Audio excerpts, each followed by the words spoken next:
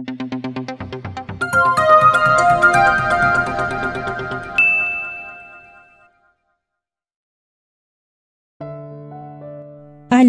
POV.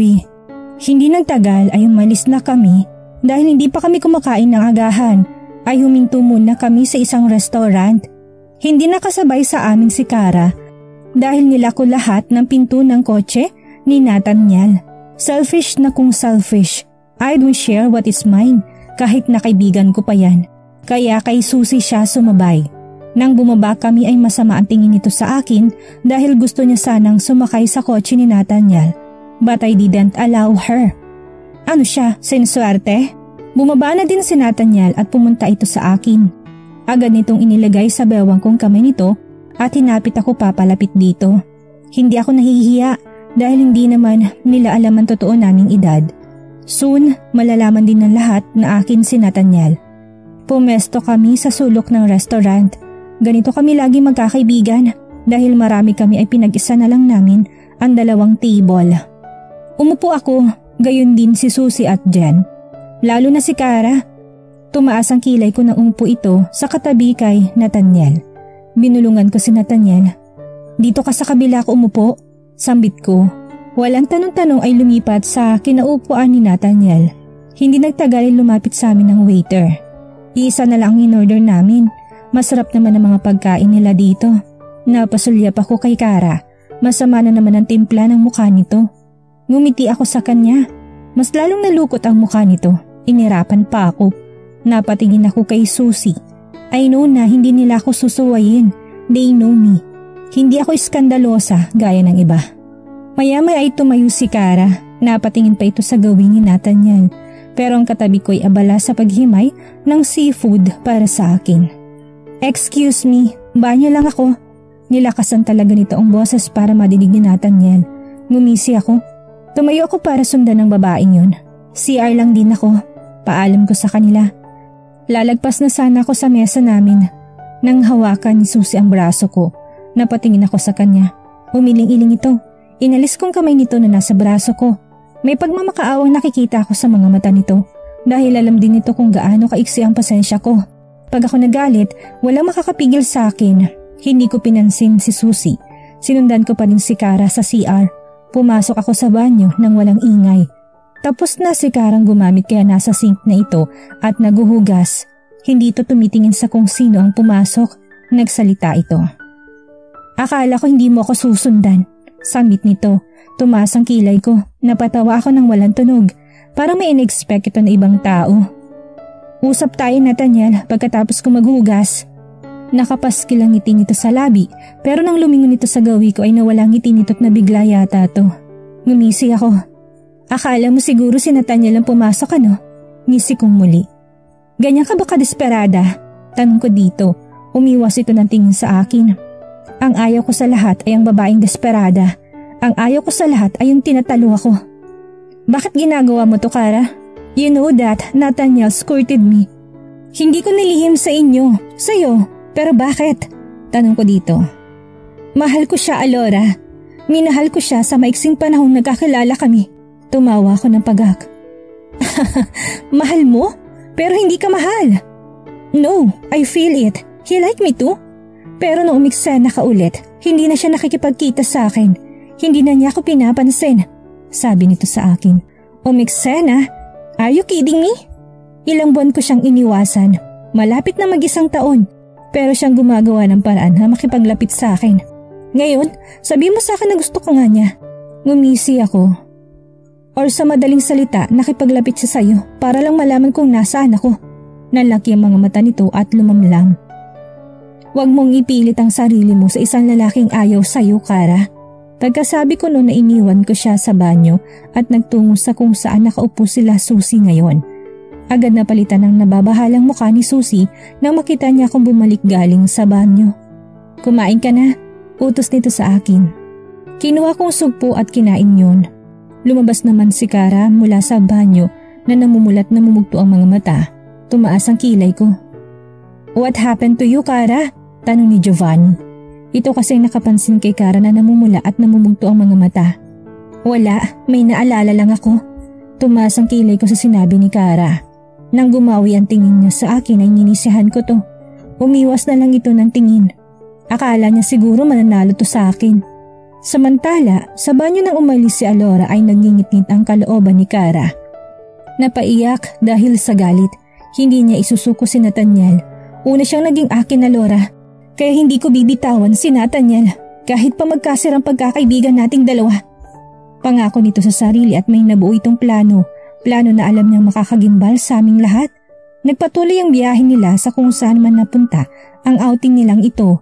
Hindi na sila lalabas ng Mindanao dahil may mga tourist spot naman sa Mindanao. Road trip muna kami.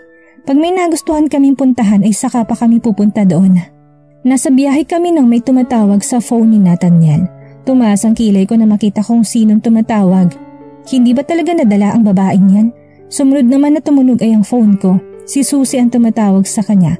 Agad niya tong sinagot. Sinabi lang nitong titigil sila sa resort na pinuntahan nila noon at baka doon na lang din sila mag-outing. Agad niyang sinabihan si Nathaniel at alam na nito ang daan papunta doon. Pero agad siyang nabahala. Nandun kaya si Macy? Baka nandun yun at hindi lang si Kara magiging karibal niya doon. Anong relasyon mo kay Macy? Nilingon ko to. Nakita kong ngisi sa labi ni Nathaniel. Tumaas ang kilay ko. Dahil hindi ko gustong ngisi nito, inirapan ko to. Hindi akong humalik kundi siya. Kahit na naghalikan pa rin kayo. Kahit na naghalikan pa rin kayo, sabi ko pa dito. Gusto ko lang magsalos ka nun. Hindi naman niya ako gusto. Ganun lang talaga si Macy, ngiting sabi nito sa akin. Nandun ba siya? Baka maging kaagaw ko siya sa'yo. Nandun na nga si Kara, baka sasali pa siya. Hindi yan. I know Macy. Masyado nga lang komplikadong buhay niya ngayon, kaya nasa Pilipinas siya ngayon. Sabi ni Nathaniel sa akin. Nasa kalsadang mga mata nito. May problema ba siya? Tanong ko, ngumisi to. Nagtatago lang naman siya sa asawa niya.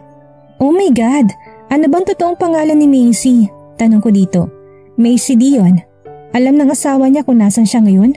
Hindi, at wala din akong planong ipaalam kay Ray kung nasan ang kaibigan ko. He hurt Macy.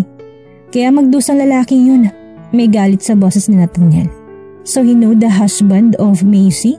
Siguro malalim naging hidwa na mag-asawa at nahantong ito sa pagtatago ni Macy. Sana'y magkapatawaran ng dalawa balang araw. Dumating kami sa resort nila Macy na nagkakagulo. Hawak-hawak ng isang lalaki si Macy at nagpupumiglas to. Hinihila kasi ng isang lalaki si Macy palabas sa resort nito. Agad na sumaklolo si Nathaniel kay Macy. Hinila nitong babae at inilagay sa likuran nito. Nakita ko kung paano protektahan ni Nathaniel si Macy laban sa lalaking nasa harapan namin ngayon. Naramdaman ko na iba ang aura ng lalaki. Nakaramdam ako na para bang sobrang mapanganib ang lalaking to. Anong ginagawa mo dito, Ray? Mapanganib na tanong ni Nathaniel sa lalaki. Kukunin ko lang ang asawa ko. Matigas ang boses nito. Hindi, Ray. Hindi mo naman mahal si Macy, hindi ba? Ano pa ang kailangan mo sa kanya? Hayaan mo na si Macy. Tumaas ang boses ni Nathaniel. Huwag kang makialam, Nathaniel. Problema namin tong mag-asawa. Nakatingin na lalaki kay Nathaniel at malamig ang mga mata nito. Nathaniel! Tawag ko dito. Sabay na napalingon sa akin na lalaki at si Nathaniel. Bigla akong napatras na makita ang mga mata ng lalaki. Sobrang lamig ito't mapanganib. Para bang may hindi magandang gagawin na lalaking to. Hindi ko alam ang gagawin ko kung lalapit ba ako kay Nathaniel at sa lalaki o ahayaan na lang. Tsak na magkakagulo kung hindi ko aawatin si Nathaniel.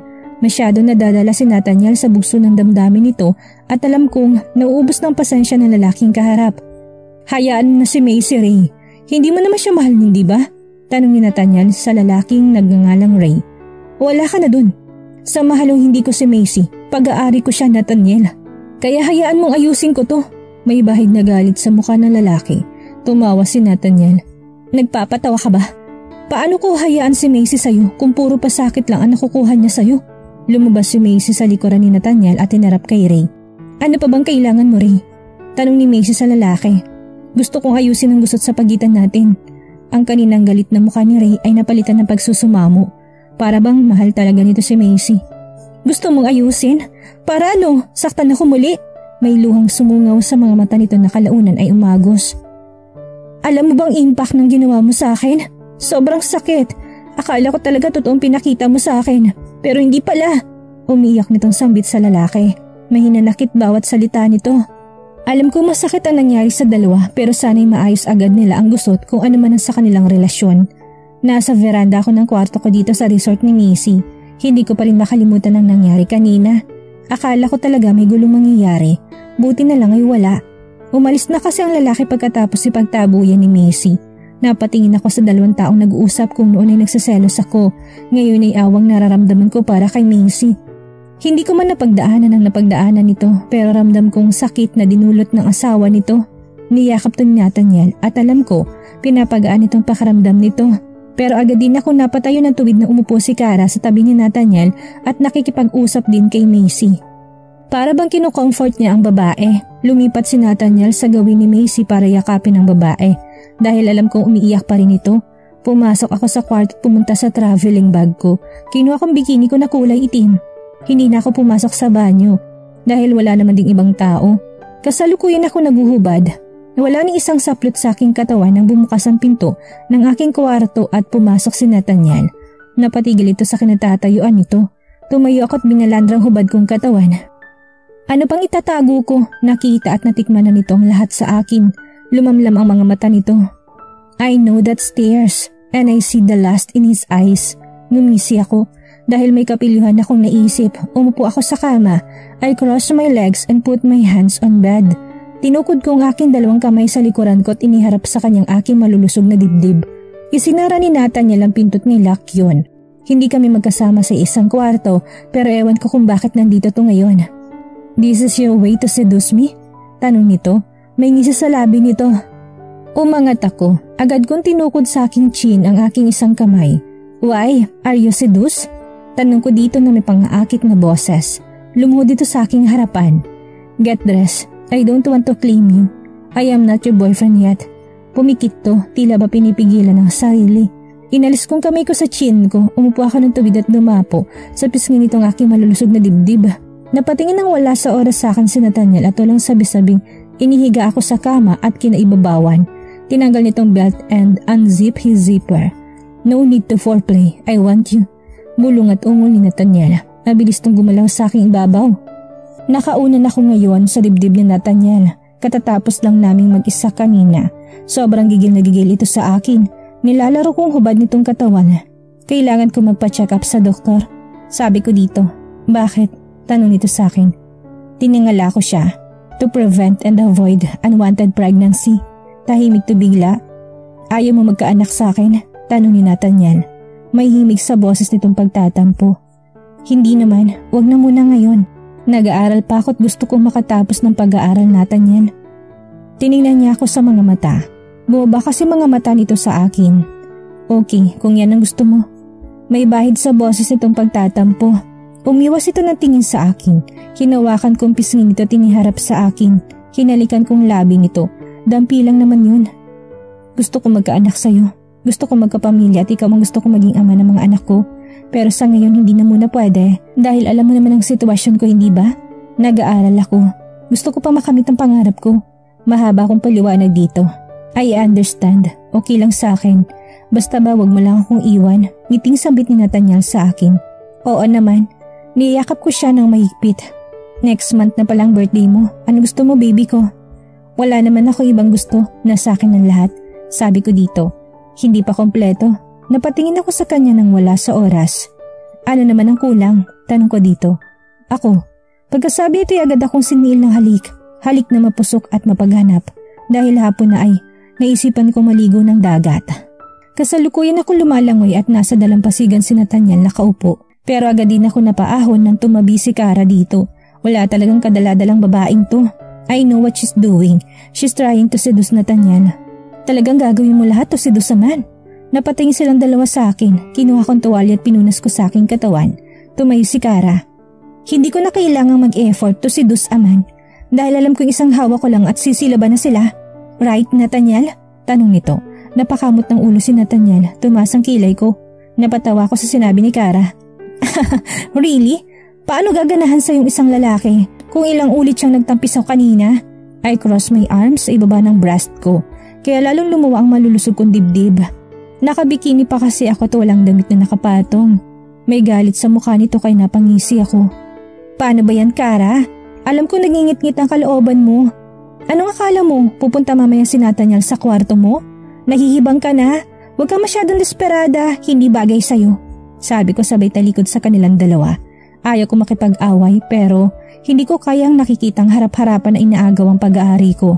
Nathaniel is mine and mine alone. Walang pwedeng makakaagaw ng pag-aari ko. Pumasok ako sa kwarto na inuukup ako at pumasok sa banyo para maligo. Nagbanlaw ako. Lalabas pa ako para sa dinner naming magkakaibigan. Siguro busy din ang mga kaibigan ko at nagpapahinga sa kanilang kwarto. Katatapos ko lang maligo at lumabas ako sa banyo nang makita ko nakaupo si Nathaniel sa sofa. Nakadikwatro ang gago. Nakatapis lang ako ng tuwalya at kinuhan panty ko na isinot yon. Alam kong titig na titig si Nathaniel sa akin. Anong ginagawa mo dito? Akala ko sa kwarto ni Kara ikaw dederecho. Hindi ba yun ang sabi niya kanina? Nagpatuloy ako sa ginagawa ko. Pagkatapos ko maisuot ang panty at bra ko'y naglotion ako. Nilagyan kong braso at binti ko. Talagang pinatong ko sa kamang pa ako para malagyan kong binti ko ng lotion. Nang matapos ako'y agad kong hinubad ang tuwalya at lumantad ito ang katawan ko. Agad kong kinuha ang damit ko at nagbihis ako. Isang crop top at high-waist denim short ang sinuot ko. Talagang pinaghandaan kong sinuot ko dahil gusto kong lamangan si Kara. Mas daring ang mga suot ni Kara kaysa sa akin. Kaya kailangan ko talagang baguhin ang mga sinusuot ko. Hindi ako pupunta doon. Paano ko pupunta doon kung gusto ko dito? Inirapan ko to. Hindi na ako nagtagal ay agad akong lumabas at bumaba na. Alam ko nandun sila, Susie. Pwede bang palitan yung damit mo? Labas lahat ng balat mo. Baka mapaaway ako. Nilingon ko si Nathaniel. Hindi ako magbibihis. Kung ayaw mo sa suot ko, huwag kang sumama. Agad ko siyang tinalikuran at hindi ko alam kung sumunod ba to sa akin o hindi. Nasa elevator na ako nang makita kong sumunod sa akin si Nathaniel. Na makalapit nito sa akin ay agad kong hinawakan sa bewang at tinapit papalapit sa kanya. Sumakay na kami ng elevator. Alam ko nag-aantay na sa amin ng mga kaibigan namin sa restaurant at kanina pa tawag ng tawag si Susie. Dahil gusto nila sa floating cottage ay doon kami naghapunan dahil nga may mga seafoods doon. Agad kaming lumabas sa elevator na makarating na kami sa lobby. Giniya kami ng isang bangkero para dadalhin sa floating cottage. Nakikita na namin ang mga kaibigan namin na nagsasaya pero hindi ko inaasahan ang makikita. Kung noon ay mas daring ang suot ni Kara, ngayon ay mas lalong lumala. Napabuntong hininga na lang ako. Ayaw kong pansinin ang galit ko dahil baka sumabog ako nang wala sa oras. Hinawakan ni Nathaniel ang kamay ko. Tinignan ko siya at nginitian ako. Inihili ko ng aking ulo sa balikat nito tagad na pinatang braso sa aking balikat. I love you, tandaan mo yan. Bulong ni Nathaniel sa akin, tinitigan ko siya, nilagay ko sa batok nitong isa kong kamay at nilapit sa akin ang mukha nito para maabot kong labi nito. Hinalikan ko si Nathaniel, gumantito ng halik, naghiwalay kami na tumigil ng bangka na sinasakyan namin. Tama ng laplapan, mahiya naman kayo kay Manong Bangkero. Talagang sa bangka pa niya kayo magkakalat? Gutom na kami! Agad na tumayo si Nathaniel para alalayan akong bumaba sa bangka. Nang makasampa na ako sa floating cottage at agad na sumampa si Nathaniel. Pero bago pa tumakatayo agad na lumapit si Kara dito. Tumaas ang kilay ko dahil sa ginawa ni Kara. Huwag niya talagang sagarin na pasensya ko dahil baka hindi ko siya matansya. Agad ako umupo sa mesa ng floating cottage. Tumabi si Nathaniel sa akin pero ang hindi ko napaghandaan ay ang pagtabi ni Kara kay Nathaniel at agad na pinulupot ang braso sa lalaki. Tumaas ang kilay ni Susie. Wala ka talagang hiya, Kara, no? Talagang harap-harapan? May hiya ka pa ba? Tumaas ang boses ni Susie. Hayaan mo na, Susie. Ngayon lang yan, pagbigyan natin ng desperadang katulad niya. Dahil pagbalik natin ay pagsisisihan niya na kung tinalo niya. Sabi ko, hindi ko na sinulyapan si Kara. As if natatakot ako sa'yo. Isang mahina lang ang kaya mong takutin. Ngumisi ako, tapos itinignan ko siya. Really? Hindi ka matatakot? Susie, ilang business meron si Kara? Tanong ko kay Susie. Isang main branch at may mga branches na din ng 6 na yata. Sagot ni Susie sa akin. So 7 lahat? What if pabagsakin ko kaya? Ngisi kong sabi sa kanilang lahat. Walang hiya ka talaga, Alora. Tumayo at hinarap ako. Galit na galit ang mukha nito. Ako? Tinuro kong sarili ko. Walang hiya. Kailan pa? Bakit may ginawa ba ako? Wala pa, Kara. Pero let's give it a try. Pabagsakin natin ang mga negosyo mo. Ngisi ko dito. Itigil mo na to, Kara. Humanap ka na lang ng iba. May mahal na ako. Ilang ulit ko pa bang sasabihin yun sa'yo? Pero mahal kita. Ipaglalaban kita hanggang sa kahuli-hulihan, Nathaniel. Wake up, Kara. Walang gusto sa'yo si Nathaniel. Susie said to Kara. Tahimik lang ang mesa namin. Alam kong nagpapakaramdaman na ang mga kaibigan namin. Kumain na tayo. Isa-isa kaming kumilos at kumain. Pero nagingit-ngit pa rin ang kalooban ko. Hindi ko alam kung anong gagawin. Galit na galit ako to the point na gusto ko siyang saktan o sabunutan. Pero pinipigilan ko ang sarili dahil kahit na may alitan kami, kung meron may kaibigan ko pa rin ang turing sa kanya. Kung maaari walang gulong magaganap sa amin. At dito na po nagtatapos ang kabanata ng ating kwento at sana'y muli niyo po akong samahan sa mga susunod pang kabanata. Maraming salamat po at ingat po tayong lahat.